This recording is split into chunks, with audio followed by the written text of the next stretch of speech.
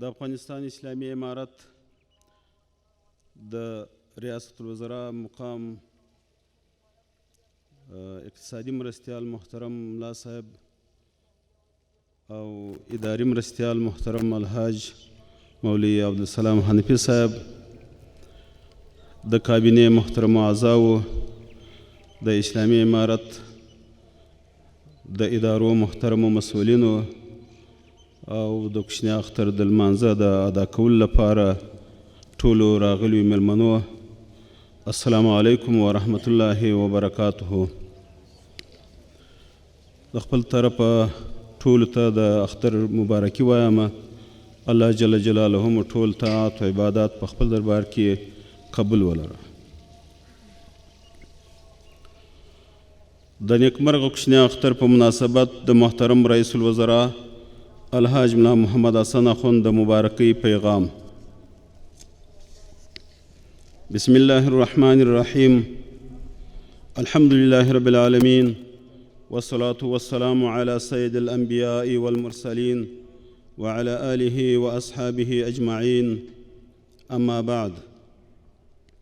قال الله تبارك وتعالى في كتابه المجيد: أعوذ بالله من الشيطان الرجيم، بسم الله الرحمن الرحيم.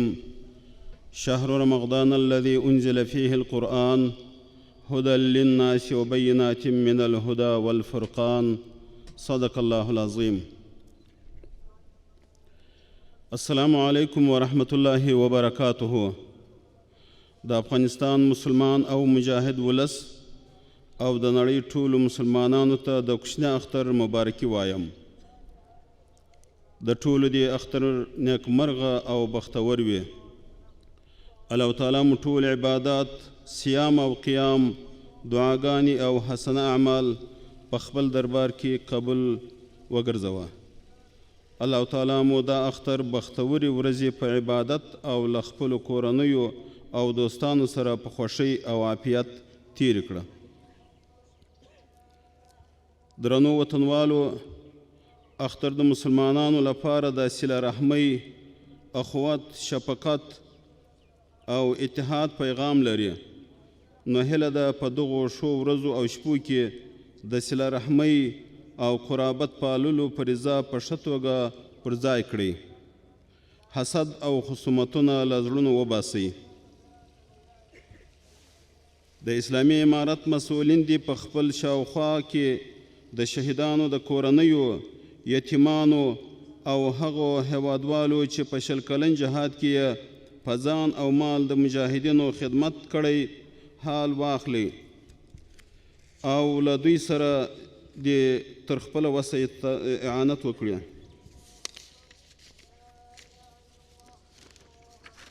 همدارنګه تاجران، پانګوال او هغه عام هیوادوال چې مالی وس او توان یې ښه دی، د اختر په دغو مبارکو ورځو او شپو کې دي د بې وسه هیوادوالو، بې سرپرسته کورنیو، یتیمانو او بې کوره مسلمانانو لاسنیوی وکړي او د اختر په خوښیو کې دي را شریک کړي.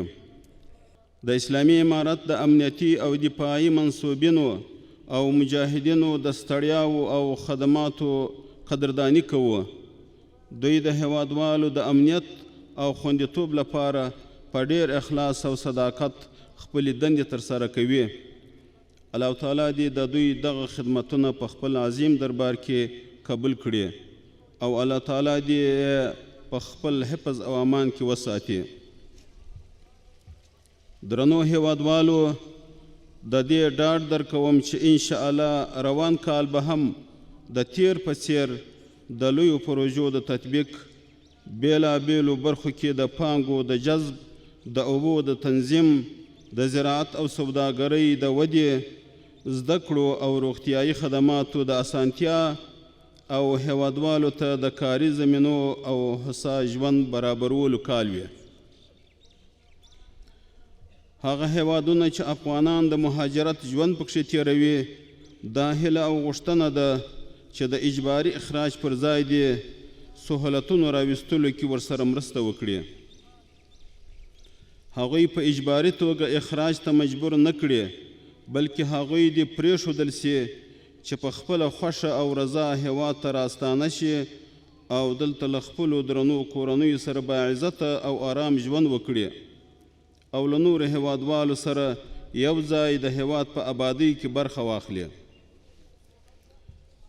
همدارنګه خپلو ګاونډیانو د سیمو هیوادوالو او دنیاوالو ته یو وار بیا د اطمینان ورکوو چې افغانستان د هیچا په کورنیو چارو کې نه یوازې مداخله نه کوي بلکې له ټولو سره زموږ د اسلامي اساساتو او ملي منافعو پر وړاندې کې د متقابل درناوي په اساس تعامل او ښه روابط غواړي.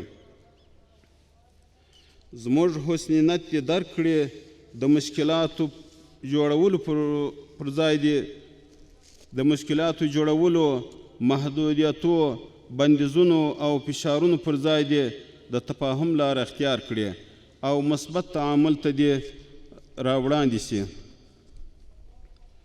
سږکال یو وار بیا د اختر ورځ په داسې حال کې راځي چې د اسلامي نړۍ په یوه برخه فلسطین او غزه کې محصور مسلمانان د بیا رحمه صهیونیستانو تر سخت ظلم او بمبار لاندې دي.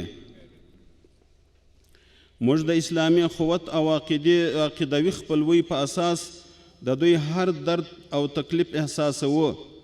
دوی زموږ هیر نه دي او نه یې هیرولی سو.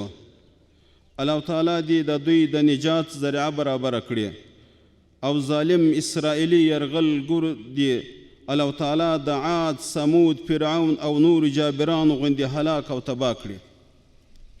په پای کې یو ځای بیا د نړۍ ټولو مسلمانانو ته د خیر او عافیت دعا کوم. الله تعالی دې مسلمانانو ته وحدت اخوت او سرلوړي ورنصیب کړي. په خاص ډول د افغانستان ځورېدلي ولس ته دې الله تعالی توفیق ورکړي چې د حاکم اسلامي نظام او بشپړ امنیت چې د ډیرو سختیو مبارزو او شهادتونو په نتیجه کې په الهي نصرت رامنځته سوی شکر ادا او د تقویې او حمایت لپاره یې په اخلاص خپل مسؤلیتونه ترسره کړي. زموږ د ټولو شهیدانو درجې او مرتبې دې الله جل جلاله لوړې لري. والسلام علیکم ورحمة الله وبرکاته. الحاج ملا محمد حسن اخوند د افغانستان اسلامي امارت رئیس الوزراء.